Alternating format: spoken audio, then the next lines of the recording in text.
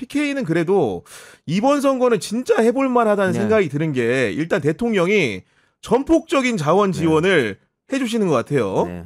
그러면 사실은 부산시장 예를 들면 그 이외 기타 등등의 자치단체장 같은 경우에도 민주당이 수복할 수 있는 가능성이 있다고 보십니까? 높죠. 네. 높은데 지금도 사실은 뭐 대통령 지지율도 높고 당 지지율도 잘 나오니까 그런데 늘 봤습니다만 보수가 뭉치는 경향이 생기거든요. 선거 전에 다른 지역이 싹쓸이한다 이런 가능성이 나오면 또 부산이 또 보수로 뭉칠 가능성이 있기 때문에 뭔가 또 이벤트성에 뭔가 있어야 된다. 네. 뭐 예를 들면은 뭐 한미 정상회담에서 뭐 큰 거를 얻는다든가 남북 관계가 좀 좋아진다든가 뭐 그런 이벤트와 겹쳐야 아마 좋은 결과가 있지 않을까. 뭐 그런 생각도 들어요.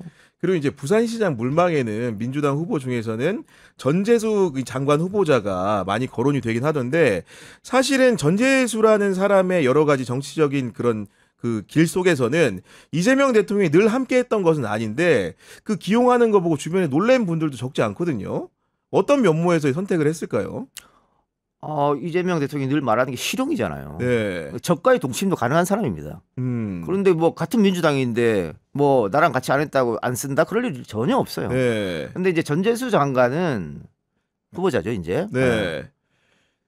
부산시장에 가기는 어려울 거예요. 그러니까 부산에서 유일한 현역인데 네. 그 자원을 빼서 거기다 투입한다. 그거는 힘들어요. 네. 그거는 어떻게 어려운 얘기고 아마 전재수 본인도 원치 않을 거예요. 그걸. 그렇구나. 네. 뭐 가서 확실히 이긴다는 보장도 없는데 그건 모험이기 때문에 쉽지 않고 어쨌든 부산에서 움직이는 사람들이 많죠. 지금 뭐 이재성 지역위원장이라든가 그렇죠. 네. 또 최인호 전 의원 뭐 이런 분들 박재호 의원 이런 분들이 움직이고 있고 뭐 조국 전 장관 이야기도 나오는데 현실적으로 어려울 것 같고 분위기가 좋다고 하면 경선 좀 흥행되게 치르고 네. 하면은 저는 뭐 부산도 한번 해볼 만하다고 생각해요. 아니 말 나온 김에 여쭤보면은 조국 전 장관 같은 경우에는 사실 제가 이제 윤석열 들어가서 덥다고 생각만 하니까 약간 고소한 측면도 없지 않았는데 생각해 보니까 조국 전 장관도 구치소에 있더라고요. 네네네. 그러니까 일부에서는 보니까 자꾸 이제 좀 풀어줘야 된다 뭐 이런 얘기도 좀 하던데 우리 작가님 생각은 좀 어떻습니까?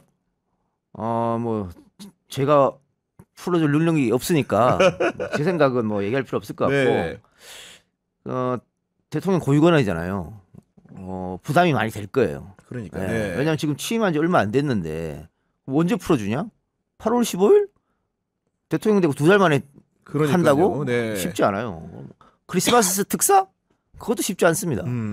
그러니까 예를 들면 임기가 아니지. 본인이 복역하는 기간 네. 절반 정도 3분의 2 정도 했다면 또 모를까. 가석방 기준이라든가 그렇죠. 예를 들면은 네. 그런 걸 다 충족해야 한번 생각해 볼 만하지.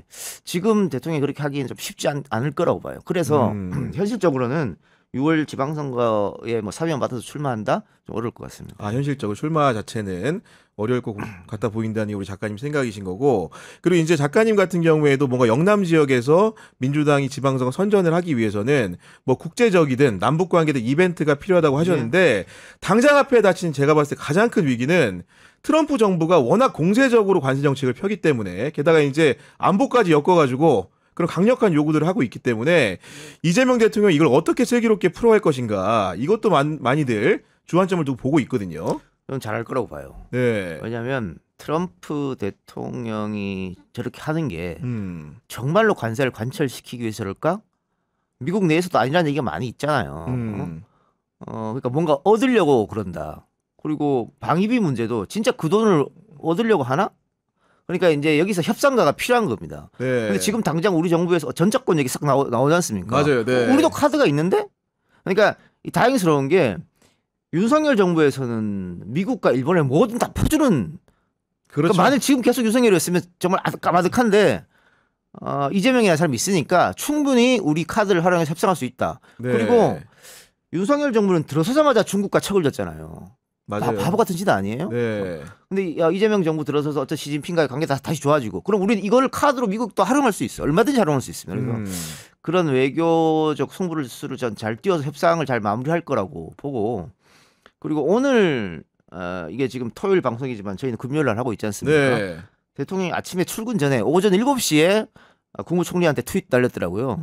그러니까. 에이펙 준비 좀 잘해라. 네. 그러니까 총리가 바로 알겠습니다. 이렇게 했단 말이죠. 그러니까요. 그 에이펙이 얼마 안 남았는데 저는 제가 몇 달 전부터 재방송에서 에이펙 이거 준비 너무 중요하다. 큰일 났다는데 준비 한 개도 안 되고 있어서 맞아요. 네. 빨리 그 대통령이 새롭게 새 정부가 꾸려지면 TF를 만들든 뭘 해서 대통령실 중심으로 해서 일을 해야 된다. 아무것도 안 돼 있거든요. 근데 지금 대통령이 그걸 알고 있으니까 오늘 국무총리한테 직접 지시 내는 거 아니겠습니까? 이게 이재명 대통령 되고 첫 외교 무대지 않습니까? 너무 잘 치러야 돼요. 그리고 당연히 미국 정상, 중국 정상도 함께 와야 됩니다.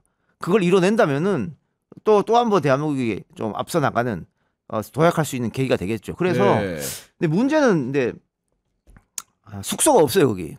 저도 제가 제 방송에서 지적을 했거든요. 예.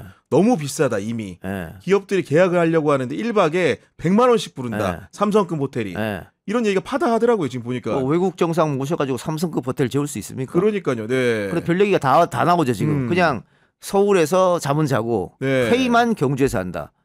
그러면은 비행기를 어디로 띄워야 되나? 김해로 띄워야 되나? 뭐 여러 가지 문제가 생기지 않습니까 지금. 네. 그래서 아이디어 차원입니다만은 정말 좋은 대형 크루즈를 띄운다.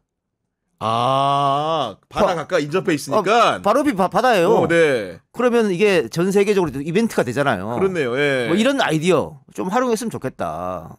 그럼 너무 기발하고 사실 생각해 보면 오히려 엔터테인적인 요소도 그렇죠. 강화하면서 너무 보기 좋을 것 같은데 네. 보니까. 네. 제가 몇 달 전부터 계속 띄우는 건데 될지 안 될지는 모르겠습니다.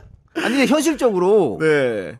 정상뿐만이 아니고 뭐 정상들은 5성급 호텔 몇 개 안 되는 데 잔다 치지만 미국 같은 경우는 호텔 전체 한 호텔 다 빌리거든요. 만약 오게 되면 그 보안 때문에 더 네. 그렇죠. 네. 그럼 나머지 국가들 그 보좌진들이랑 그런 사람들은 어디서 자냐인 거예요. 네.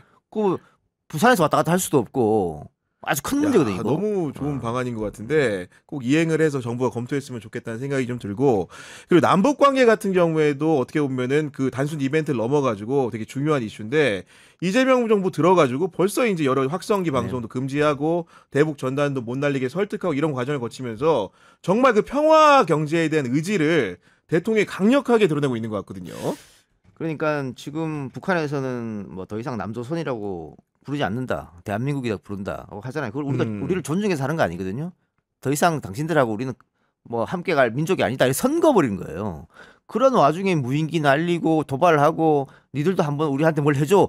계속 그렇게 한 거지 않습니까? 네. 다행스럽게도 김정은이 거기에 응하지 않아서 우리가 국지전 같은 게 안 일어났고 계엄의 명분도 안 준 거죠 사실은. 그렇게 됐는데 이재명 대통령 들어서서 확성기 꺼버리니까 저쪽에서도 같이 금지. 같이 거죠. 호응을 해준 거잖아요.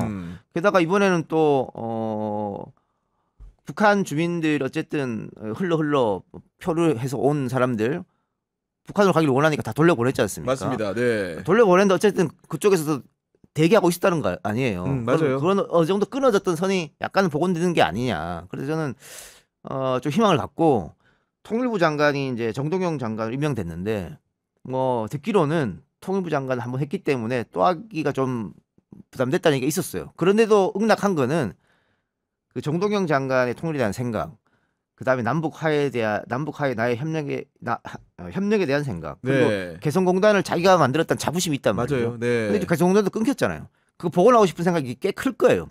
그래서 정동영 장관이 들어서면 또 정동영과 이재명과의 또 특수관계가 있기 때문에 좀 남북관계는 분명히 또 훈풍이 탈 것이다. 네. 그리고 북한 입장에서도 뭐 좀 해보려고 하다가 정권 바뀌면 다 엎어지고 이런 걸 몇 번 겪었지 않습니까? 그렇기 때문에 불신이 좀 쌓였을 거예요. 뭐 우리도 불신이 있지만 저쪽도 불신이 쌓였을 건데 그 불신을 어떻게 풀어나가느냐. 그러니까 차근차근 이렇게 가는 게 저는 중요하다고 봅니다. 결국은 김정은도 인민들 배를 계속 굶주리게 할 수는 없을 거 아니에요. 네. 그러면은 손잡을 때는 우리밖에 없어요. 그런 생각했을 때는 시간은 좀 걸리겠습니다만은 좀 나아지지 않을까 싶습니다. 그리고 이제 정동영 장관과 이재명 대통령의 관계에 대해서 짧게 말씀해 주셨는데 어떻게 보면 그 두 분의 관계라는 게 과거의 대선 때는 정동영이 후보, 이재명이 스텝이었는데 이번 선거 때는 완벽히 역전된 관계에서 누군 대통령이 됐고 실제로 부처의 장관으로 지내는 건데 그 두 사람의 관계라는 게 그렇게 역전이 되게 되면은 좀 약간 평균적이진 않을 것 같은데 우리 작가님은 좀 알 수 있을 것 같아요. 어떻게 지내십니까 두 분이? 아니 상호 존중 관계죠. 네. 상호 존중 관계고 그래서 정동영 장관이 민주당 복당할 때 반대가 많았어요. 근데 뭐 복당 됐잖아요. 네. 그거 보면 두 사람 관계를 알 수 있겠죠.